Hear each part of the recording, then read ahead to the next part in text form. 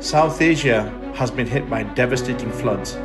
More than 1.2 million people have been made homeless across Sri Lanka and Indonesia. Entire homes have been swept away. For families on the move, Muslim Aid is on the ground right now, providing tents, bedding, water, hygiene kits and meals. It is our amana to respond to the Ummah in its time of need and to help them weather the storm of climate disasters.